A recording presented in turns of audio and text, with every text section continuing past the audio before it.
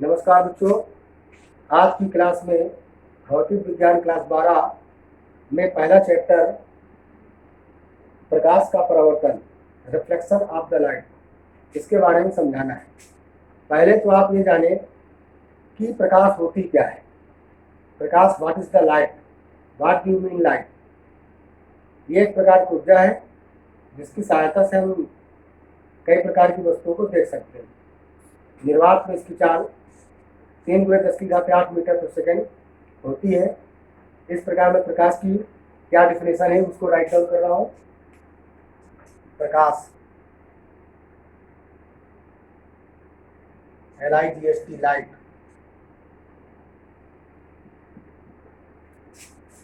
ये है एक प्रकार, ये एक प्रकार की ऊर्जा है जो हमें अन्य वस्तुओं को देखने में मदद करती है। अन्य वस्तुओं को देखने में सहायता प्रदान करती है। प्रोग्राम, यह है डेफिनेशन ऑफ द लाइट। ये एक प्रकार की ऊर्जा है जो हमें दूसरे वस्तुओं को या अन्य वस्तुओं को देखने में सहायता प्रदान करती है। यहाँ पर प्रकाश के गुण क्या है? प्रकाश के गुण, क्वालिटी और प्रॉपर्टीज ऑफ द लाइट, निम्नलिखित गुण है। निम्नलिखित गुण है। नंबर 1, यह सदैव सीधी रेखा में चलती है। यह सदैव सीधी रेखा में या सरल रेखा में चलती है। प्रोग्राम। नंबर 2, निर्वात में प्रकाश की चाल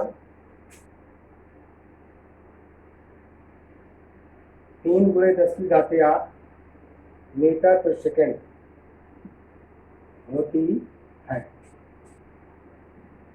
नंबर 3,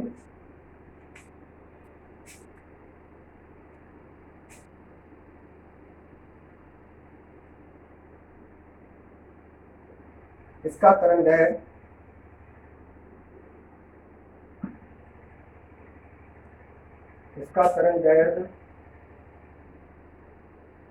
3900 एंगस्ट्रॉम से 7800 एंगस्ट्रॉम होता है।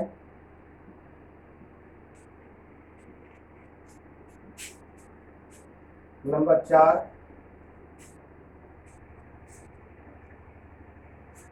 प्रकाश में प्रकाश का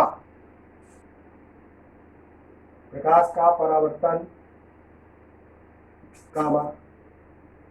अपवर्तन, विवर्तन,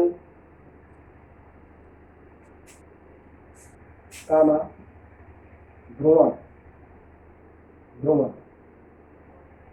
प्रकाश का परावर्तन, अपवर्तन, विवर्तन तथा ध्रुवण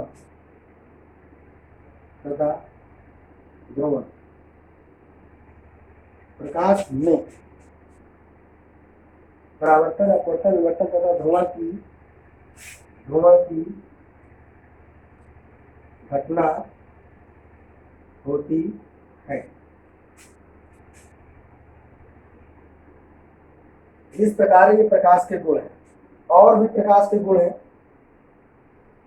लेकिन मैं आपको समझाऊंगा कि प्रकाश का परावर्तन क्या होता है। प्रकाश का परावर्तन क्या होता है इसके बारे में आपको मैं समझाता हूं।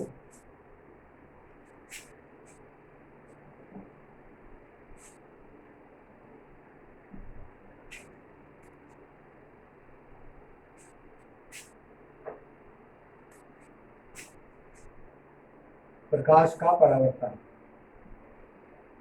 प्रकाश का परावर्तन।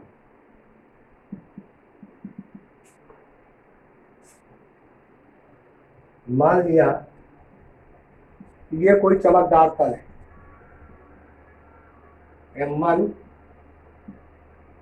या M1 M2 दर्पण है, ये दर्पण, ये आपका दर्पण है। इसमें एक पॉइंट और है जहां पर ये प्रकाश आता है, ये पॉइंट जहां पर प्रकाश पड़ता है, इसको हम कहते हैं आपतन बिंदु। आपतन बिंदु आने वाली प्रकाश किरण को आपतित प्रकाश किरण, आपतित प्रकाश किरण, और यहां पर एक नॉर्मल होती है अविलंब। यहां से प्रकाश किरण जब आएगा तो प्रकाश किरण सीधे वापस चला जाएगा, इसी को कहते हैं परावर्तित प्रकाश किरण, परावर्तित प्रकाश किरण। और ये है आपका अविलंब। देखिए, अविलंब और आपतित प्रकाश के किरण के बीच के कोण को आपतन कोण कहते हैं। आपतन कोण, इसका संकेत होता है I। अविलंब और परावर्तित प्रकाश किरण के बीच के कोण को कहते हैं परावर्तन कोण, और इसका संकेत होता है R। ये प्रकाश आने वाली है और ये प्रकाश किरण जाने वाली है। तो जब कोई प्रकाश किरण एक माध्यम से चलकर किसी दूसरे चमकदार तल से टकराए, जब प्रकाश किरण किसी एक माध्यम से चलकर दूसरे चमकदार तल से टकराए और प्रकाश किरण उसी माध्यम में पुनः वापस लौट जाए, इस घटना को प्रकाश का परावर्तन कहते हैं। यहाँ पर डिफिनेशन के बारे में थोड़ा सा देख लीजिए चित्रानुसार।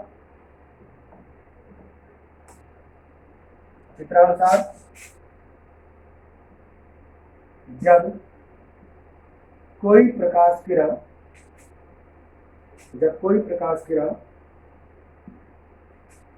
किसी एक माध्यम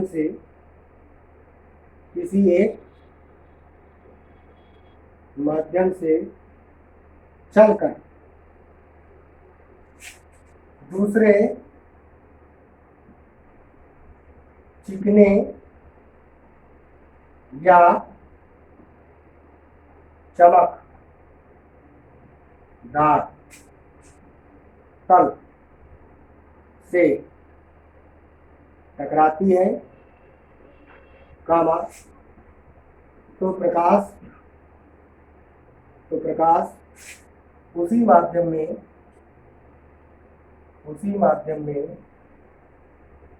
वापस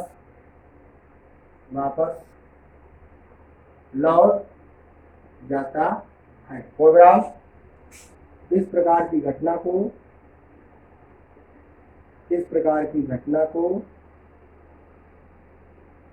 प्रकाश का परावर्तन कहते हैं।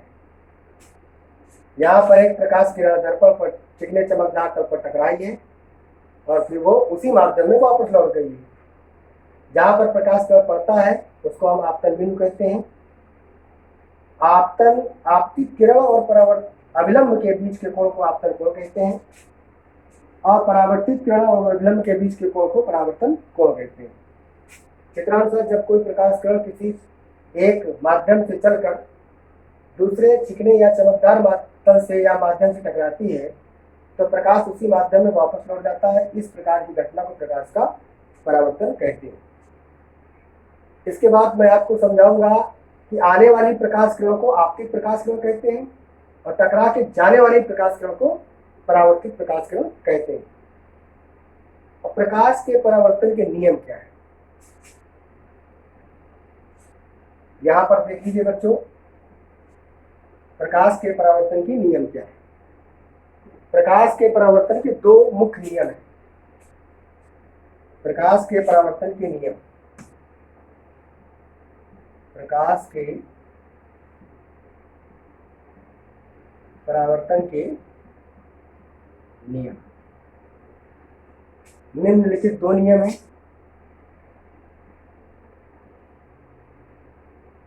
निम्नलिखित दो नियम हैं। नंबर 1, ये आपतित किरण, परावर्तित किरण और अविलंब तीनों एक ही तल में होते हैं और उस तल को हम आपतन बिंदु कहते हैं। आपतित किरण, कामा परावर्तित किरण, परावर्तित किरण तथा अविलंब तीनों एक ही